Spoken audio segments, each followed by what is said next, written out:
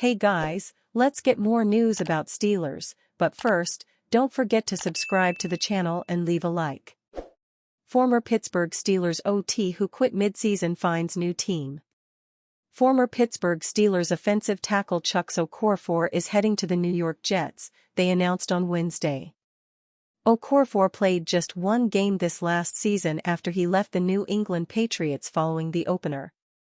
Okorafor unexpectedly left the team after he was benched during the team's Week 1 game. He struggled during the preseason and Week 1, with Vidarian Lowe taking over after a lackluster effort. He was called for multiple illegal formation rules under the NFL's new emphasis while trying to crack down on offensive linemen getting head starts on pass rushers. The Steelers drafted Okorafor in the third round of the 2018 NFL Draft. He spent 6 seasons with the Steelers, starting out as their swing tackle and eventually growing into the starting right tackle. He was benched mid-year for Broderick Jones, and the team released him in March. Now, Okorafor gets another lease on life, and he will end up competing to make the Jets roster. After so long off from football, Okorafor will hope to find his way back into the NFL and find playing time. Steelers eliminate positional need with 2 free agent signings, report. The Pittsburgh Steelers have already signed 2 veteran cornerbacks in NFL free agency.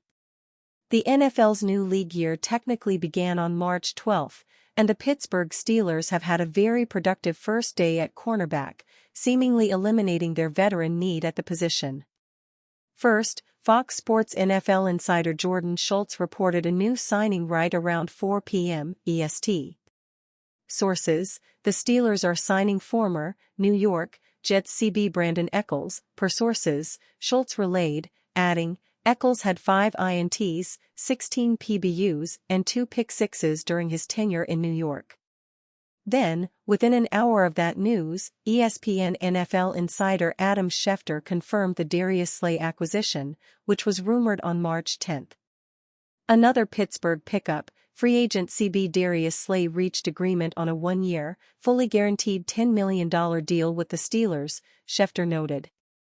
Deal negotiated by Drew Rosenhaus and Robert Bailey. After losing Dante Jackson to the Los Angeles Chargers, and showing very little interest in re-signing Cameron Sutton, if any, the Steelers acted quickly to find 2 replacements. Slay is the big name and expected starter opposite Joey Porter Jr., but Echols, age 27, is an under-the-radar pickup in his own right. A former 6th-round selection, Echols served as quality depth within the Jets secondary under former head coach Robert Saleh. He's a feisty, physical cornerback that's not afraid to tackle and press wide receivers at the line of scrimmage. During the Jets' best seasons under Saleh, their cornerback room was highly regarded as one of the more promising units in all of football. Echols was the lesser-known CB4 of that group, behind Sauce Gardner, DJ Reed Jr. and Michael Carter II. According to Pro Football Focus, Echols primarily lined up on the perimeter during his time in New York, but he's also taken a minor number of snaps manning the slot, inside the box or up on the edge of the defensive line as a blitzer, giving Steelers head coach Mike Tomlin some intriguing versatility to work with in 2025. With starting safeties Minkah Fitzpatrick and Deshaun Elliott under contract and Porter returning alongside youngsters Beanie Bishop Jr. and Corey Trice Jr., there weren't too many needs in the secondary. Slay, fresh off a Super Bowl victory this winter, brings a wealth of experience to the starting 5 with 12 seasons of reliable pass coverage under his belt. Per PFF, Slay's game didn't really decline much in 2024 either, earning a 75.5 in coverage and a 70.7 as a tackler. The veteran held opposing quarterbacks to a solid 82.2 passer rating last year, allowing just 51.7% of targets to be caught. Those are impressive statistics for any NFL cornerback, but they're elite ones for a 34-year-old. Assuming Porter and Slay are healthy and productive on the outside, Trice and Echols will likely compete for the honor of first man up behind them, with Bishop at nickelback. That's a deep CB room, and there's still room for one more draft pick, potentially, if a prospect Pittsburgh sees as a good fit falls to a lower round. The positive here is that the Steelers no longer need another cornerback heading into draft night, and that frees them up to focus on other areas of the roster, like defensive line, running back and quarterback. Hold up in Aaron Rodgers' response to Steelers' contract offer has nothing to do with money, Dulac says. The Pittsburgh Steelers have an offer on the table for Aaron Rodgers, and he appears to be their priority. The only problem is he is out strolling on the beach, contemplating infinity. While the New York Giants are also pursuing him, with the Minnesota Vikings potentially interested, there is no timeline for him to make a decision, it seems.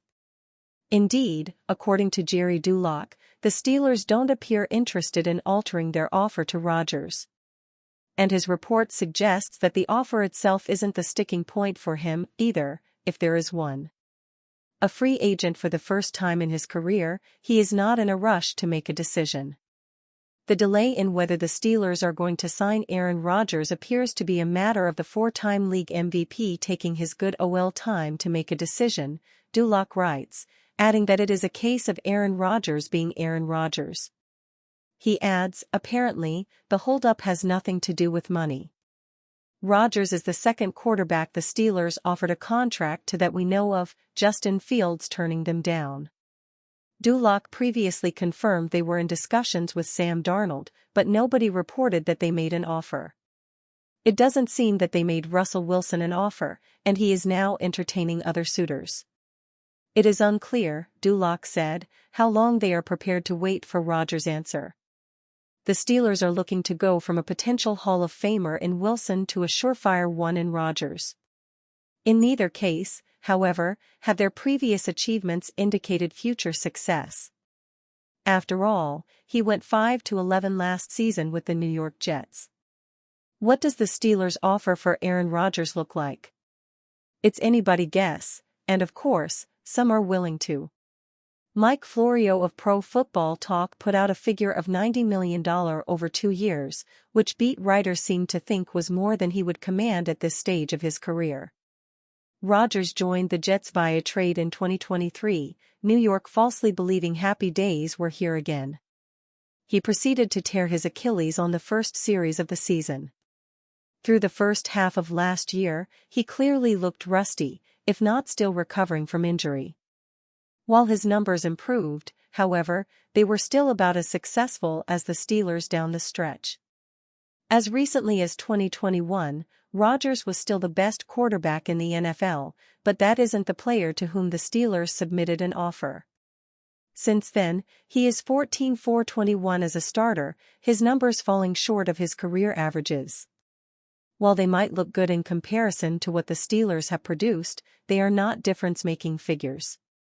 And the Steelers need a quarterback who can make a difference, considering they haven't won a playoff game since 2016.